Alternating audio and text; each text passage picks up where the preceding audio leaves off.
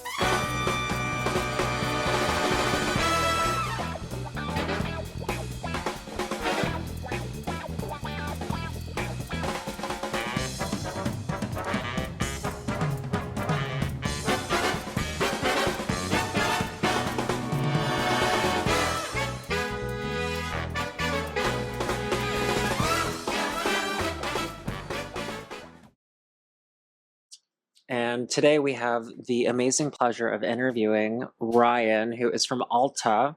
Can you tell us a little bit about your history? Or you said you identify as as an addict. So, what is your story? Yes. Well, thank you guys for having me. Of course. It's my pleasure to do this on a Friday. Nothing I'd rather be doing. And yeah, I mean, I identify as an addict. I got clean in Narcotics Anonymous. However, I don't discriminate against programs. I actually attend Alcoholics Anonymous meetings as well, where I had gotten my footing in recovery. Just happened to be Narcotics Anonymous, and the language is a little bit different. And so I just identify with what I originally got clean as, which was an addict. Okay. Yeah.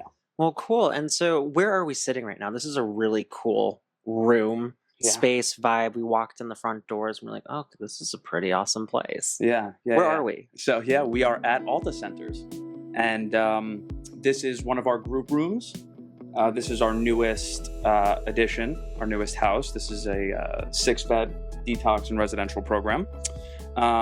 Very cool vibes kind of house, as you could tell by the wallpaper and the plethora of different colors. We have yellow walls. I do like the color. It's very colorful. It's very on brand. Yeah, I mean, every wall is a different color. We have a room that has leopard wallpaper in it. I like to think of this house as like a very like good vibes kind of house. It's very like old Hollywood chic. We do have another house that is less than a mile away. It's more white glass doors, more modern. So I feel like as far as the aesthetic of both of our houses, we can kind of accommodate two different demographics. Not that it really matters, but the stark difference in both of the houses, one glass doors, white walls, very modern. And then this one is just old school Hollywood, very good vibes. Yeah. So if you could pick a house, not that one's better than the other, but if you could pick a vibe, what best resonates with your personality? That's a great question. Nobody's ever asked me that. Damn. They both honestly have a special place in my heart. I think personally, I am more, and my wife will attest to this, I do like the finer things in life. Not that this house isn't fine, it totally is. But I think that the more modern white look kind of suits my personality a little bit better. I like white things. My favorite color is white. I like to wear a lot of white. I think you have a white car. I do. I have a white car. Yes. I have white band watches. So that the other house probably fits my personality a little bit better. However, I mean, every time, whether I do a tour, I'm talking to a family member or a client, the word that resonates most with this house, it's just like the vibes here are so pure. It's very comfortable. It's very quaint. They both do what they do in a very amazing way. So I don't discriminate against either house. I don't necessarily have a preference, but I think my personality is more of like the modern, higher end look. Well, I think I'm a lot more Hollywood chic, I guess. So my brain looks like this. And what's funny is so is Alta. Like Alta is very much like, we're very proud of what we represent in Hollywood and like that kind of aesthetic and vibe. You were at our lunch down in Hollywood, and we take a lot of pride of being a provider in this area and working with local providers in Hollywood. One of our little hashtags, like, Hollywood forever. Garrett, the owner, is very proud of like what he's built. So when you say that, I think Alta, the company and what it was founded on, agrees with you. And like this kind of aesthetic and this vibe is very much a symbol of what Alta stands for and what it was founded on. And what makes Alta so special? Great question. When I first came on board with Alta, maybe like a month into the process, I told Garrett, like, who's the owner, very early on, like, put Alta on my tombstone when I transition out of this world. I love this place and what we do. And I think what makes Alta special is the size of what Alta is. We're a 12-bed facility, and so we're very small. And I also think the fact that we are able to provide such a large percent of the population care due to the fact that we're primarily a network provider is what makes us so special. We really, being partners with the biggest insurance companies on the planet gives us the ability to, everybody for the most part has a chance to be able to come to Alta Centers. And on top of that, we're so small, only a 12-bed facility, that everybody truly does get an individualized level of care. There's no blanket policies for anything, really. And if somebody comes in and there's like extenuating circumstances that Tom, who you met, our case manager or our program director, or myself or Garrett or our staff, needs to be flexible around relative to that client, we make it happen. We want the lowest barrier to entry, whether that's a professional who needs access to their electronics to be able to work or whatever it is. We like to keep the barrier to entry very low. So I think that's what truly at the end of the day makes Alta very special, is that we could treat so many, and at the same time we are so small that I am on the phone with families all day when they're in our care. We're very flexible around what our clients' needs are and where we can kind of bend to make ends meet, so we could eliminate some of the fear that they have being here. They're here for a very focused and individualized goal, which is abstinence and stability from drugs and alcohol. And I want to do my best to be able to remove anything that's going on the outside to the best of our ability, so they can come in here and that they can focus on their own recovery. And the fact that we're small gives us the ability to do that, right? It doesn't stress anybody out too much. Sometimes clients will take, 4 hours of Max's time in the day, but we can afford it. We can do it. And my team is willing. That's what makes Alta the team, and their willingness to be able to be selfless and help them. So yeah, I think that's a lot of what makes Alta very, very unique and special. I don't think it's something you come across that often. Such a small facility, also being able to help with being partners with some of the biggest insurance companies on the planet. I think that's kind of our special individualized sauce. Yeah, so I'm hearing a lot of love, a lot of care, and the key word is accessibility. Couldn't have said it better myself. Didn't say it better myself. Accessibility. Accessibility. Yeah. So I have a question about your recovery story. When did your addiction start? And how did you get to where you are today, now working for an amazing company like Alta? Great question. The longer I'm clean, the more clarity I think I have on where things started for me, and things that just attributed to my own, help me get to those points of desperation as a teenager. When you say that, I was talking about this recently. I remember when my mom would drop me off at middle school. So I couldn't have been older than like 10, 11. And this goes back to why I might personally prefer the other house. When my mother used to drop me off, we didn't have a lot. We were fine. We were very middle class family. However, like the car we drove wasn't the nicest. Mhm. And I remember I used to ask my mom to like drop me off down the block because there was like shame Mhm.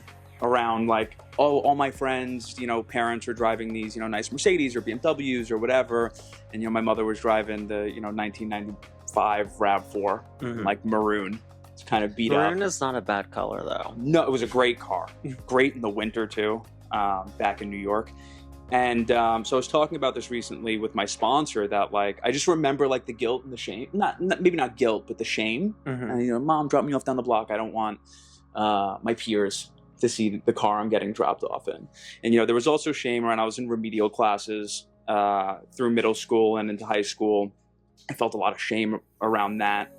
So, I think that those are some key indicators as, before that I was drinking or smoking pot or doing drugs of kind of what was laying ahead for me, especially, going untreated, if you will. Mhm. Not that there was necessarily any treatment for it. But yeah, so what was the original question? Your origin story as far as addiction and how you got to where you are today, Yeah. working for an amazing company like Alta. Yeah, amazing company like Alta. So yeah, in my you get to 12, 13 years old, I think I was camping with my family, and my aunt said to me, try a beer. Okay. 12 Been years there, done old. that. I did that at my Yeah. bar mitzvah, but it was with the an apple sour something. It was green. It was apple. It was liquor. It was delicious, but it was also Yeah, go around at not the very wise. no, you go around at the bar mitzvah, steal the Exactly. drinks off the table.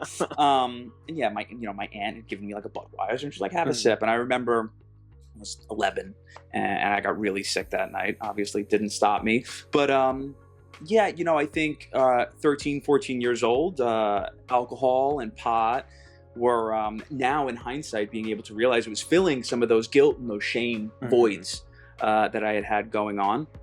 And I think I really wanted to impress my friends. So I was selling pot a little bit. I was the kid who had, the 20 bags of pot. And my friends would come to me, it made me feel good, made me feel wanted, filled a plethora of different voids for me. Mhm. And next thing you know, I think I went to go pick up some pot, and my dealer was like, "Hey, take a couple of these Percocet." And I was like, "Okay." And I took the Percocet, and I remember that night, kind of itching my nose and like feeling really good, and it was kind of just downhill from there. And the classic progression from there, from a couple Percocet to really it's just cocaine and a whole bunch of other things, but Percocet to heroin to fentanyl. And I remember being at my father's house. My mother and father were divorced, and my father remembers this, and so does my stepmother. I remember being there and being kind of strung out on heroin and falling asleep in the pasta at dinner, and Mhm. my family getting a firsthand look at what addiction looks like. And classic kind of run-of-the-mill opiates, Xanax. And I got to a point where I lived to use and I used to live. That was my life. My life in a nutshell was that nothing took place without me using. I couldn't get out of bed. I couldn't engage with my family. I couldn't engage with friends. And if I got my fix, however, whether that be heroin or Xanax, it was like the most outgoing, chipper person you've ever met in your life. But that was my fuel to be able to engage in my day Mhm. with, whether that be whatever responsibilities a 19, 20, 20, 21-year-old has, or engage with my family. And eventually, after many detoxes and treatment programs, I was blessed with the gift of desperation. And I remember in and out of jail, I was in a bad DUI. The police had found needles and Xanax, and they sent me to jail. My mom came and bailed me out. And I remember that when my mother had bailed me out, I had gone maybe 9 or 10 hours without any substances. So by the time she had gotten me out, I was in withdrawal. That is awful. Yeah. I can only imagine the pain that you must have physically and emotionally been going Yeah, through and detoxing. yeah, and when you're in like the bullpen, they Mhm. called it, like they keep it like very cold. And so, I was cold, I was shaking, felt very sick. And my mom had got me out. And you'd think like, I'd walk out of that and be like, Mom, thank you so much. And I remember the first thing I said to her was, we got to go get my belongings. My Xanax was in a prescription bottle for myself. We got to get that. Mhm. And I need it right now. It wasn't like, thank you for getting me out of jail or anything like that. I'm sorry for what I put you through. And, she'd got me the pills. I had taken the pills. So my mother was witnessing firsthand as well. And I do want to say one thing I was always very aware of was what I put my mother through. Mhm. I do a lot of what I do today with Alta Centers, with families, with clients. Honestly, it almost feels like I'm just trying to pay it forward for what I did to my own mother. And I take that into every time I'm working with a family, whether that be a father, a mother, siblings, whatever it is, whatever time of day it is, however long you need me on the phone. I know the stress that I put my mother through. My mother lost a daughter, my sister, to substance abuse.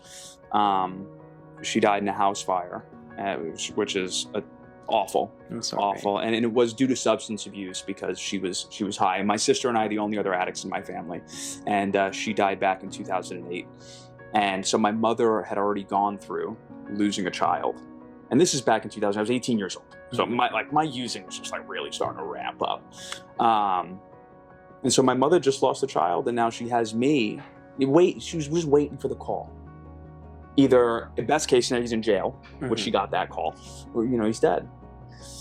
And so that's what my mother endured all the way up until I got sober. So when I think about, her coming and getting me out of jail and taking me straight to detox, I think about like the person that she had came and got out was just this person who was like, take me to where I get my belongings. I need my Xanax.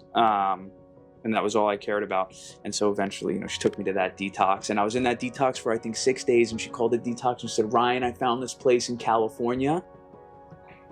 And it's a long-term treatment program. And like I told you, I was blessed with the gift of desperation. When my mother told me it was a 6-month program, I said, that's exactly what I need. I need to be locked away. They need to throw away the key. And then I'll come out of it after 6 months, a different person, hopefully. And my mother found this place on Olympic and Hauser called Chabad. Oh, I didn't go to Chabad, but we've heard amazing stories about Chabad, and that's huge. Yeah. We're very familiar with the program. It's an amazing program. If I'm not mistaken, they do accept Medi-Cal. Yes, and what's interesting about, and they do, we have worked with them, Alta's worked with them in the Medi-Cal space before. However, when I was getting clean back in 2013, July 29, 2013 is my clean date, they were not a Medi-Cal facility. Okay. They were not an insurance facility. It was a cash pay. And my mother found it. She got on the phone with Benny Adasha, and my son is dying. He needs help. Please help me. He said, all right, $8,000 a month. My mother, she was an office manager for a chiropractor. Mm-hmm. She made $500 a week off the books. And she had a small eBay business, but she made $500 a week cash under the table. And my mother said, I make $500 a week, so I can give you $2,000 a month, my whole paycheck. Mm-hmm. And Benny took me for $2,000 a month, inpatient for 6 months at a residential level of care. And, I remember when I was in the detox, I think I was like, oh, Los Angeles, so great. And that's what we call a mitzvah, by the way. Yeah, that is a mitzvah. That is a good deed. Absolutely. That is a good deed from Benny, yeah. Benny and Donna. But I just remember my mother saying Los Angeles. I had never been off of like Long Island to Florida. It was like the most I traveled. And when I was still sick, when I was in that detox, and I was like, Los Angeles, is there a pool on the roof or, whatever. And Benny agreed to it, and my mother put me on a flight. And it's a very long-winded story of that's how I ended up in Southern California. I ended up at Chabad, and Benny picked me up from the airport. And, it's been a long road since, it's been a long 10 years since. And now you're helping change lives for the better. Yeah, so truly. That's amazing. Truly. Every day. And to lighten up the mood just a little bit, What do you like to do for fun, or do you have anything that you'd like to share about new endeavors that you're going through? Yes, absolutely, absolutely. Well, I do this for fun. This does fill me deeply, being able to support other families and loved ones and friends. However, what I like to do for fun, I'm a big pickleball guy. Okay. And I'm a big pickleball guy, but it makes a lot of sense, like why I'm a big pickleball guy. With pickleball, I think there's a lot of crossover with like recovery. Not only is pickleball like fun to go out and play, but like it's amazing exercise. You get out there in the sun. It's really good for connection with other human beings, and making new friends, whether that be in recovery. I play with people who are in recovery. I play with people who are just normal people. Normies. Yeah, normies. Your fave normie and alcoholic. Yeah. And all, like competition, right? Like the competitive spark in me at 33 years old has been revived. And so there's a lot of crossover with recovery. And I most recently was presented with an opportunity to become an ambassador with Lululemon. That is freaking huge. I mean, there's a Lululemon on, I want to say like almost every corner, almost like Subway, but I'm super jealous and envious. That's a pretty big deal. I mean, that's huge. That is huge. It is. It really is. And beyond honored to even be considered for something like this. And I think like the conceived notion from most people when they hear it is like, oh, you must have this huge following on social media, and what are they getting from you? And really, it's all Lululemon wants is to be able to provide me with resources. Not only did they want to be like in the pickleball space and have an ambassador in pickleball, but what really bridged the gap of like not having a huge following and not being this influencer type was the work that I do in the behavioral health space. And I think to them that was like super intriguing. And we spoke for months, 6-7 months about, what this could look like. And really what it turned into was they wanted to be able to provide me with resources to be able to continue to do the work that I do within the behavioral health space. And that's what was exciting for them. Not that I was going to drive sales or that I have this huge following on Instagram or TikTok. And it's very organic and pure, and they are very much looking forward to helping me with resources in this space. And and they also help me in the pickleball. It's very cool. It's very cool. Look out for the Rainbow Hill, Alta Centers, Lululemon pickleball event. That would be so much fun. Yeah. I can't make any promises that I'm going to be any good. I'm not really coordinated. The only thing I'm really good at sports-wise, and I do count Pokemon Go as a sport, because our thumbs are just tap, tap, tap, tap, tap, tap, tapping. Are you going to go there? Or we're going to go there for a split second. Yeah. You're a huge Pokemon fan. Big time. Who is your favorite Pokemon? Another great question. I'm going to have to, I don't want to be cliche. Okay. But Pikachu, however, is tattooed on me. Oh my God. Yeah. I did not know that.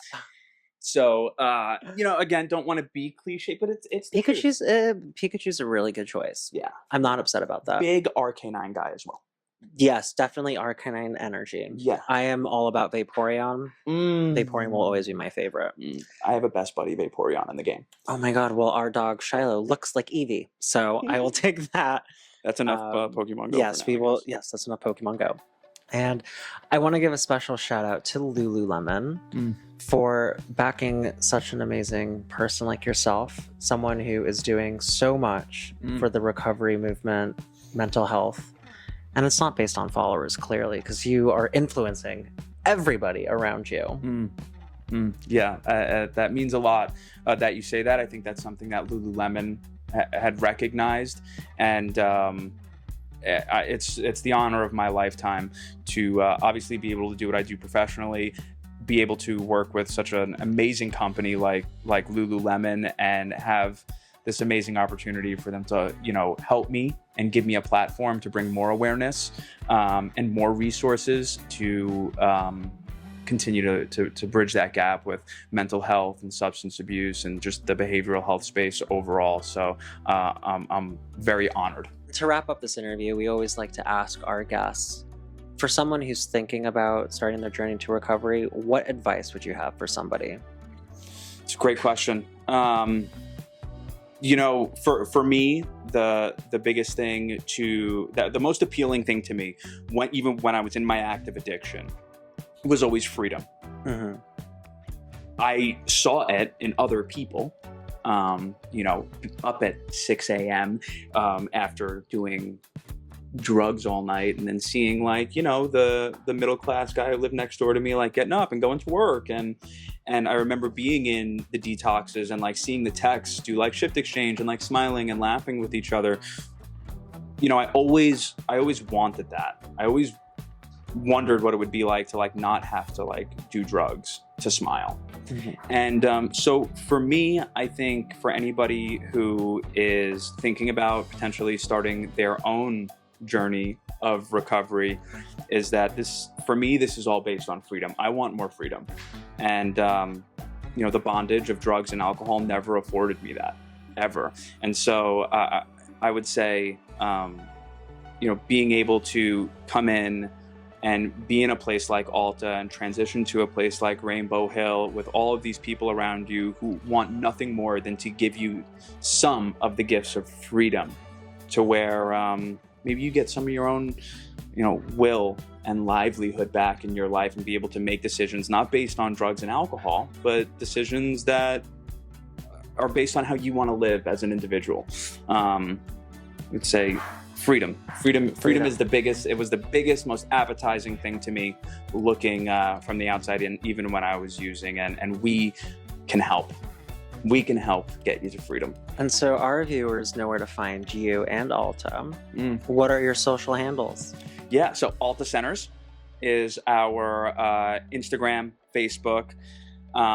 Mine is my first name and my middle name, Ryan Scott 2 on Instagram, Ryan Anderson on Facebook. And yeah, look forward to maybe connecting with anybody who sees this. Yeah. I'd love to have you out to Alta Centers and all of our different color walls. Yes. Well, I want to say thank you for inspiring the new generation of recovery warriors. And some of them may actually be here right now. So Yep.